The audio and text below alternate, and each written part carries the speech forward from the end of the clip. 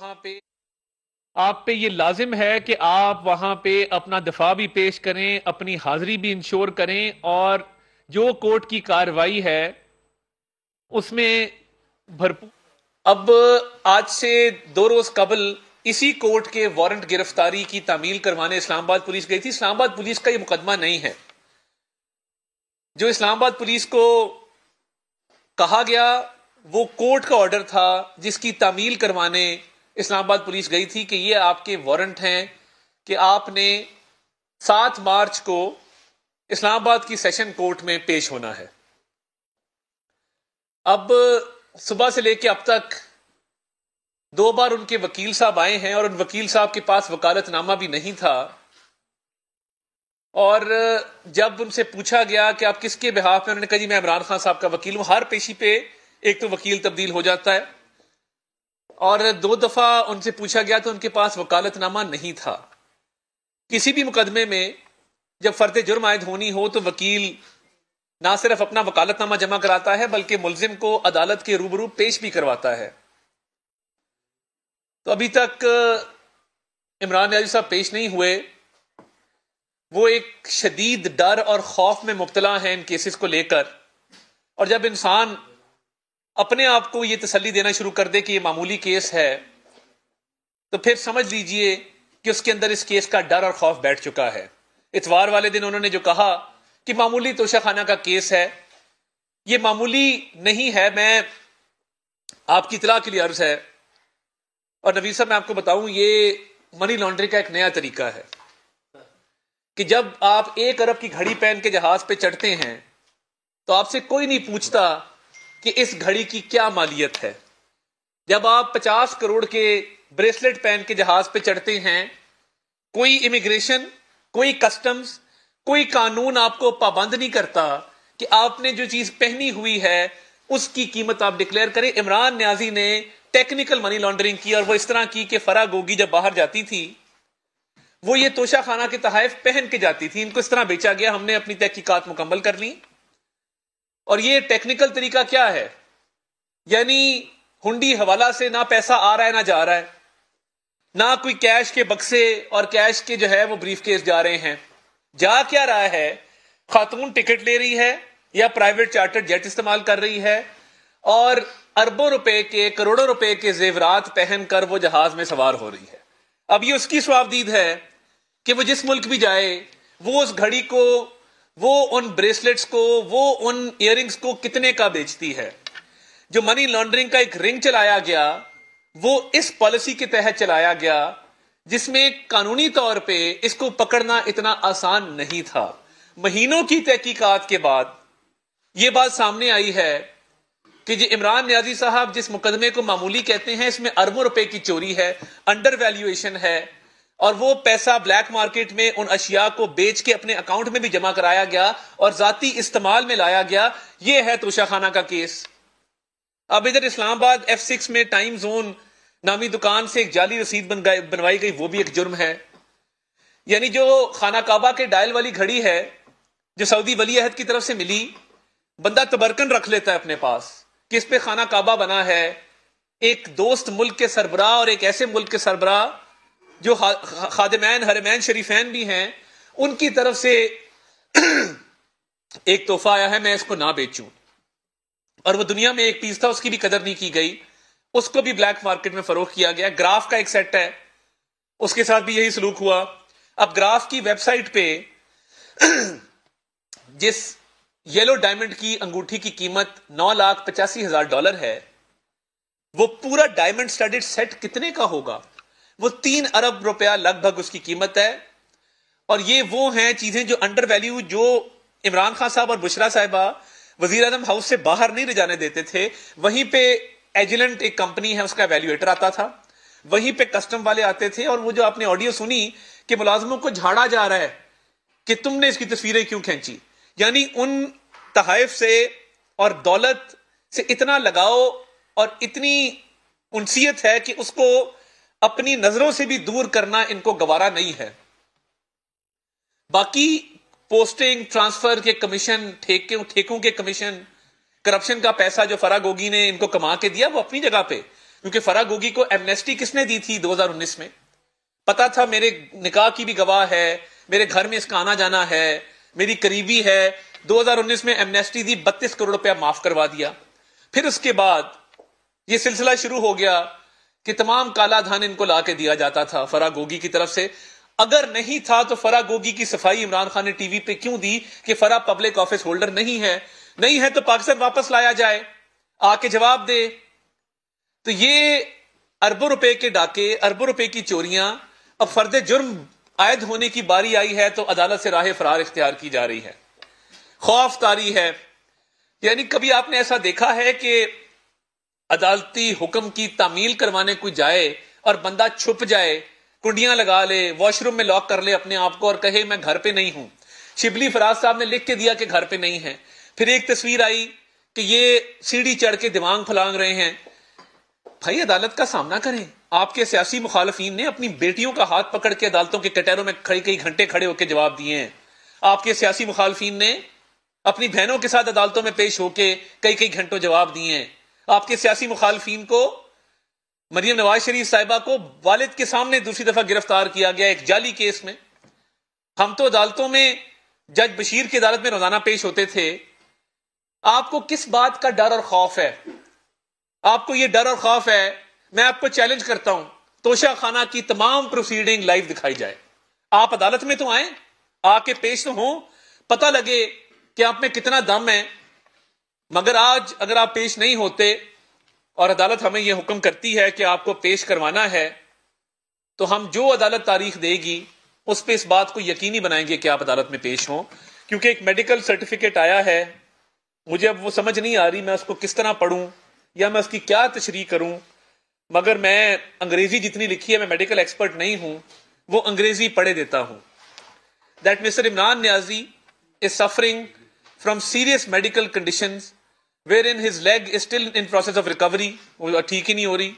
While doctors have also recently discovered rectal prolapse and hemorrhoids. Rectal prolapse and hemorrhoids. اب میں کیا کہوں، وہ پائلز کی ان کو شکایت ہے اور ڈاکٹرز نے کہا ہے کہ لانگ ڈسٹینس ٹریول نہ کریں.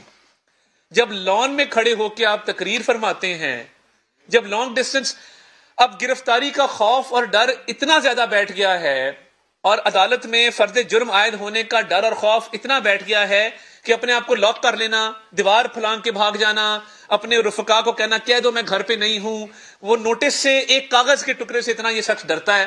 پوری قوم کے بچوں کو آگے کیا ہوا ہے، اپنے آگے ڈھال بناتا ہے، دھرنے جلسے جلوس ہوتے ہیں ان کو آگے کھڑا کرتا ہے.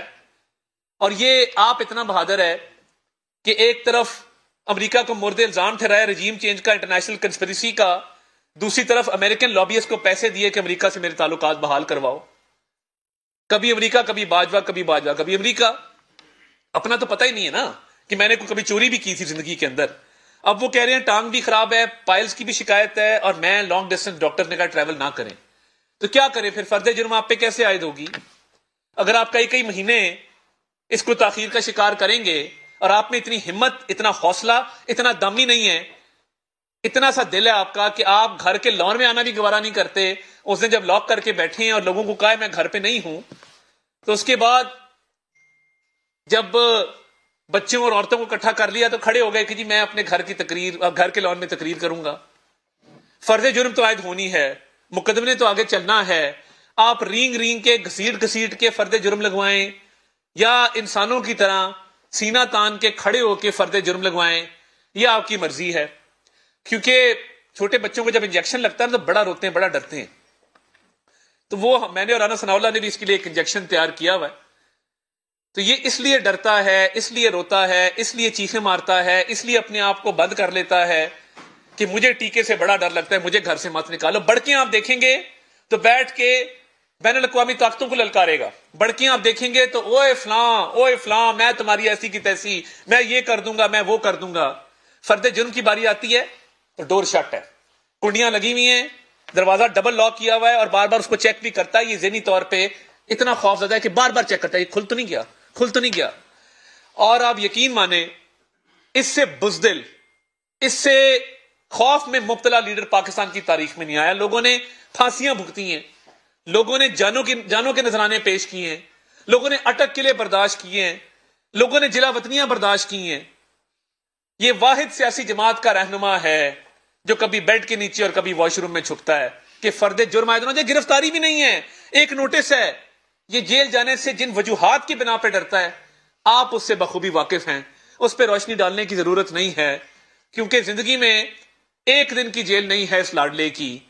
اور وہ اس لیے نہیں ہے کہ کچھ ایسی معاملات ہیں جو شاید جیل میں ممکن نہ ہو سکیں, اور وہ ممکن نہ ہوئے تو یہ بالکل ذہنی طور پہ یہ فارغ ہو جائے گا یہ شخص. اور یہی اس کے خوف کی وجہ ہے, یہی وجہ ہے کہ یہ عدالتوں کے اندر پیش ہونے سے گریزاں اور قاصر ہے. اور آج عدالتیں جب بلا رہی ہیں تو یہ جو دو جھنڈے لگا کے ابھی بھی وزیر اعظم سمجھ کے اپنے آپ کو بڑکے مار رہا ہے, لوگوں کو تڑیاں لگا رہا ہے, مگر اپنی حالت یہ ہے کہ اپنی حالت پتلی ہے, اور اتنی پتلی ہے کہ شاید یہ کسی ذہنی مرض کا شکار نہ ہو جائے اس خوف کے اندر. اور یہ ہو رہا ہے آہستہ آہستہ. تو یہ آپشن آپ کے پاس کوئی نہیں ہے. آپ جتھا لے کے آئیں, اکیلے آئیں, ڈنڈے لے کے آئیں, کیل لے کے آئیں, آپ جیسے بھی آئیں, خوف کا سایہ آپ پہ منڈلاتا رہے گا. عدالت کے کٹہرے میں آپ کو کھڑا ہونا پڑے گا. یہ نہیں ہو سکتا کہ آپ عدالت سے راہ فرار اختیار کریں اور کئی مہینے اس پروسیس کو ڈیلے کریں. یہ لازم ہے کہ فرد جرم عائد ہوگی, اربوں کی چوری کا جواب دینا ہوگا. کوئی ٹانگ یا کوئی پائلز کی بیماری آپ کو اس کام سے نہیں بچا سکے گی. آپ اپنے آپ کو لاک کریں, بیڈ کے نیچے گھسیں, دیوار پھلانگیں یا واش روم میں لاک کر لیں. آپ کا احتساب ہو کے رہے گا. آپ جو مرضی کر لیں, اداروں کو گالیاں دیں, افسران کے نام لیں, آپ نے جو کرنا ہے آپ کر لیں. فرا گوگی اور کپتان لوٹ کے کھا گئے پاکستان کا حساب ہم لے کر رہیں گے. نوید اکبر چودھری صاحب آئی ٹی وی سے. آپ کیونکہ قانون کو بچتے ہیں جی آپ بتا سکتے ہیں کہ پچھلی جو پیشی جت پہ ان کو 28 کو جج صاحب نے ناقابل ضمانت ان کے وارنٹ ایشو کیا, اس میں ان کے فیصلے میں بھی یہ لکھا تھا جی کہ یہ اسلام آباد آئے, ہائی کورٹ میں آ گئے, جی سیکنڈ کورٹ میں آ گئے, جی پھر ان کی عدالت میں کیوں نہیں آئے؟ کیونکہ انہوں نے اس کا مطلب یہی تھا, وہ یہی انہوں نے اس کو سمجھا کہ ان کو نظر انداز کیا گیا.